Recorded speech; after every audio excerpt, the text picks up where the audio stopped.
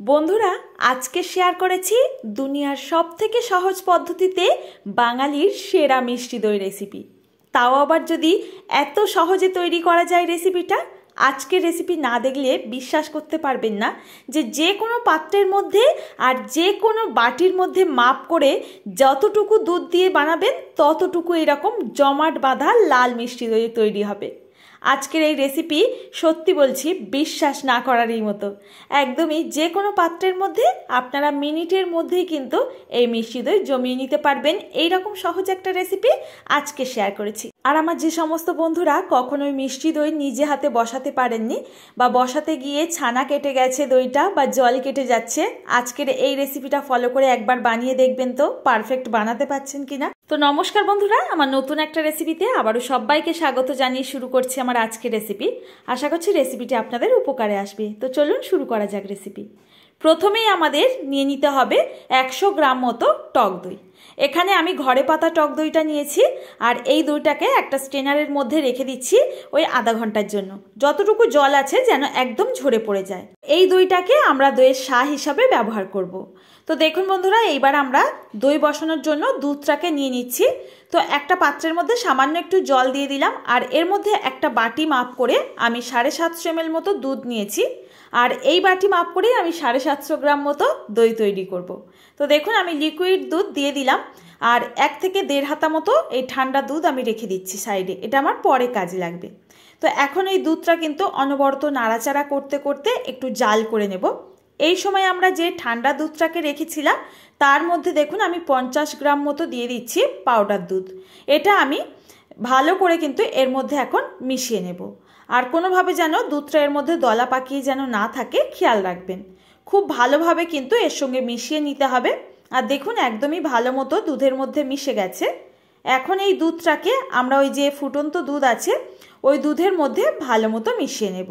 আর এখানে পাউডার দুধ দেওয়ার কারণে কিন্তু এই লিকুইড দুধটাকে খুব বেশি কিন্তু জাল করে কমিয়ে নিতে হবে না।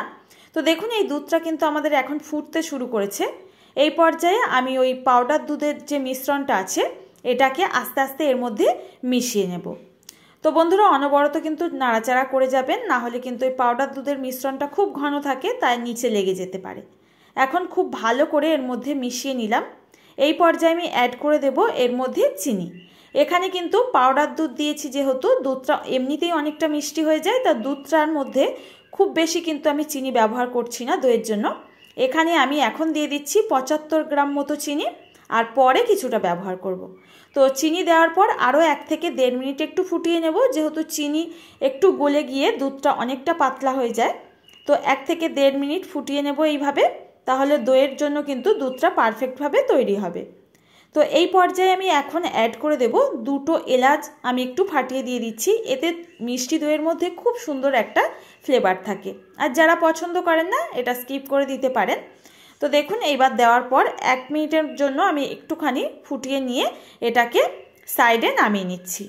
আর এই দুধটা কিন্তু খুব বেশি ঘন করার প্রয়োজন নেই, যেহেতু আমি এখানে গুঁড়ো দুধ ব্যবহার করেছি। তো এটাকে এই পর্যায়ে আমি সাইডে রেখে দিয়ে আমি মিষ্টি দইয়ের যে কালার আর সুন্দর একটা ফ্লেভারের জন্য একটু চিনির ক্যারামেল তৈরি করে নিচ্ছি। এখানে ক্যারামেলের জন্য আমি 75 গ্রাম মতো চিনি ব্যবহার করেছি।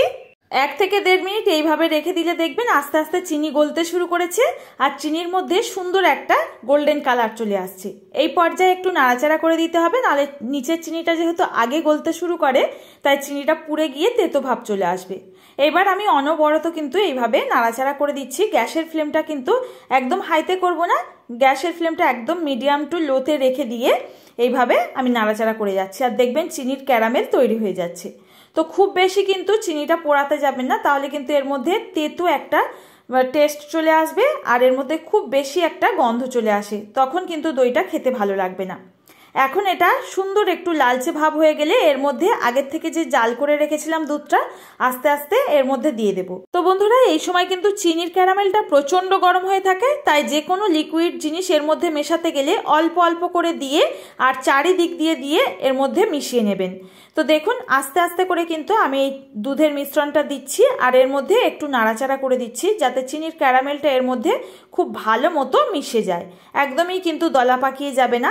1 থেকে 1.5 মিনিটের মধ্যেই কিন্তু সুন্দর আমাদের এই দুধ আর চিনির ক্যারামেলের মিশ্রণ তৈরি হয়ে গিয়ে দইটা জমানোর জন্য দুধটা রেডি হয়ে যাবে। এর মধ্যে এবার পুরো দুধটাই আমি দিয়ে দিলাম। এবার 1 থেকে 1.5 মিনিট আমি ফুটিয়ে নেব। ব্যাস, দই বসানোর জন্য দুধটা কিন্তু আমাদের একদমই রেডি। তো দেখুন দুধের মধ্যে কত সুন্দর একটা লালচে কালার চলে এসেছে আর এর মধ্যে কিন্তু সুন্দর একটা ফ্লেভারও এসে যায়। দইয়ের যে নিজস্ব একটা ফ্লেভার থাকে, ক্যারামেল অ্যাড করার জন্য কিন্তু সুন্দর একটা ফ্লেভার আসে। তো এখন আমি 1 থেকে 1.5 মিনিট এটাকে ফুটিয়ে নিয়ে নামিয়ে নেব। আর কিন্তু বেশি ফোটাতে হবে না, যেহেতু আমি এর মধ্যে গুঁড়ো দুধের ব্যবহার করেছি। এই দুধটা আমি যে বাটি মাপ করে নিয়েছিলাম ঠিক সেই বাটিতে নামানোর পর বুঝতে পারবেন কতটুকু আমি এই দুধটাকে ফুটিয়ে নিয়েছি। তো দেখুন বন্ধুরা, দুধটা কিন্তু আমার ফোটানো হয়ে গেছে। এই পর্যায়ে আমি গ্যাস ওভেনটাকে অফ করে দেব আর দুধটাকে একটা পাত্রের মধ্যে নামিয়ে নেব। এই দুধটাকে কিন্তু খুব বেশি টাইম ঠান্ডাও করা যাবে না, আমি বলে দেব। আর এই দুধটার মধ্যে যেন খুব বেশি সর না পড়ে সেটা খেয়ালও রাখতে হবে। তো এখন এই পর্যায়ে একটা পাত্রের মধ্যে আমি নামিয়ে নিলাম। এটাকে কিন্তু আমি ওই 5-7 মিনিট অন্তর অন্তর একটু করে এইভাবে নাড়াচাড়া করে একটু হালকা ঠান্ডা করে নেব। যতক্ষণ না আঙুল দিয়ে সহ্য করার মতো অবস্থায় আসছে ততক্ষণ কিন্তু এইভাবে রেখে দিতে হবে আর মাঝে মাঝে নাড়াচাড়া করে নিতে হবে।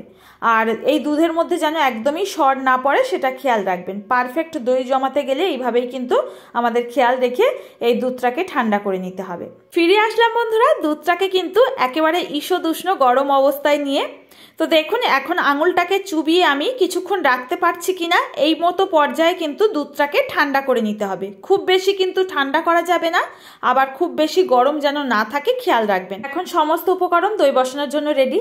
এদিকে আমি নিয়ে নিচ্ছি যে বাটি মাপ করে দুধ নিয়েছিলাম দই বসানোর জন্য ঠিক সেই পাত্রটা। আমি এখানে আর পরিষ্কার করিনি। তো আগের থেকে যে টক দইটাকে আমরা স্ট্রেনারের মধ্যে আর বাটির মধ্যে জলটাকে ঝরাতে দিয়েছিলাম, দেখুন কতটুকু জল পড়ে গেছে। শুধুমাত্র এখানে আমাদের দইটা লাগবে, জলটাকে ফেলে দেব। তো দইটাকে আমি এই পাত্রের মধ্যেই নামিয়ে নিচ্ছি। এখন এই পাত্রের মধ্যে দইটা নেওয়ার পর খুব ভালো করে আমাদের ফেটিয়ে ক্রিমের মতো করে নিতে হবে। পারফেক্ট কিন্তু দই বসাতে গেলে অবশ্যই করে দইয়ের এই শাঁসটাকে জলটাকে ভালো করে ঝরিয়ে তবে ব্যবহার করবেন, তাহলে কিন্তু একদম ঘন এইরকম চাক দই তৈরি হবে। তো দেখুন একদম ক্রিমের মতো আমি করে নিচ্ছি আর এই বাটিটার মধ্যে না কিছুটা অংশ দেখুন ভালো করে লাগিয়ে নিচ্ছি। তো এতে করে চারিদিক দিয়ে কিন্তু খুব ভালো মতো দইটা জমাট বেঁধে যাবে খুব তাড়াতাড়ি। খুব ভালো করে আমার লাগানো হয়ে গেলে এর মধ্যে যে দুধটাকে আমি রেডি করে রেখেছিলাম সেই দুধের মিশ্রণটা এর মধ্যে দিয়ে দেব। দিয়ে আবারও কিন্তু একটু ভালো করে মিশিয়ে নেব। আর দেখুন দুধটা নামানোর পর দেখতেই পাচ্ছেন কতটুকু দুধ আমি এখানে জাল করে কমিয়ে নিয়েছিলাম। দুধটাকে কিন্তু আমি খুব বেশি টাইম নিয়ে একদমই ফোটাইনি, অল্প একটু টাইম ফুটিয়েছি। আর 100 ml মতো হয়তো আমি ফুটিয়ে কমিয়েছিলাম। 750 ml থেকে ওই 650 ml মতো হয়েছিল। আর এখানে আমি যেহেতু সাজ হিসাবে 50 গ্রামের একটু বেশি টক দই ব্যবহার করেছি, মানে জলটা ঝরে যাওয়ার পর, আর তার সাথে গুঁড়ো দুধ ছিল, তো মিশে গিয়ে সেটা কিন্তু পুনরায় আবার 1 বাটি মানে 750 ml দুধ আমার তৈরি হয়ে গেছে দই বসানোর জন্য। তো এখন বন্ধুরা দেখিয়ে দেব খুব সহজেই কিন্তু মিষ্টি দইটা কয়েক মিনিটের মধ্যে কিভাবে তৈরি করবেন। তো দেখুন গ্যাস ওভেনটাকে একদম লোতে রেখে অন করে দিয়েছি। একটা কড়াই বসিয়ে তার মধ্যেখানে দিয়ে দিচ্ছি একটা স্ট্যান্ড। এবার আমি এই যে দইয়ের জন্য যে দুধের মিশ্রণটা তৈরি করেছিলাম সেই বাটিটাকে খুব সাবধানে বসিয়ে দিলাম।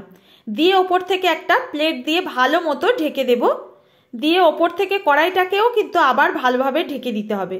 এবার গ্যাসের ফ্লেমটা ওইরকম লোতে রেখে আমার 4 থেকে 5 মিনিট অন করে রাখতে হবে। 4 থেকে 5 মিনিট পর দেখুন ঢাকাটাকে খুলে নিচ্ছি আর গ্যাসের ফ্লেমটা এই সময় একদম অফ করে দেব। দিয়ে একটা ওপর থেকে এরকম মোটা তাওয়াল কিছু খুব সাবধানে ঢেকে দিচ্ছি যাতে ভেতরের যে গরম ভাবটা বাইরে না বেরিয়ে আসতে পারে। এবার আবারও কড়াইটাকে খুব ভালো মতো ঢেকে এটাকে ওই 20 থেকে 25 মিনিটের জন্য এইভাবে রেখে দেব।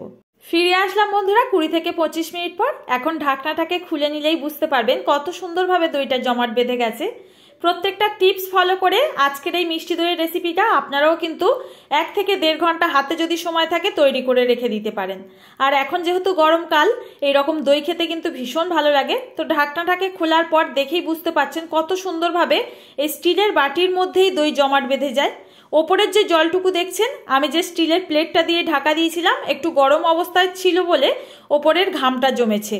তো এই ঘামটা জমার জন্যই কিন্তু ওপরের জলটা দেখতে পাচ্ছেন। এখন কিন্তু এই অবস্থায় আমি দইটাকে কাটবো না, এটাকে আধা ঘন্টার জন্য আমি ফ্রিজে রেখে তারপর দইটাকে আপনাদের কেটে দেখিয়ে দেব।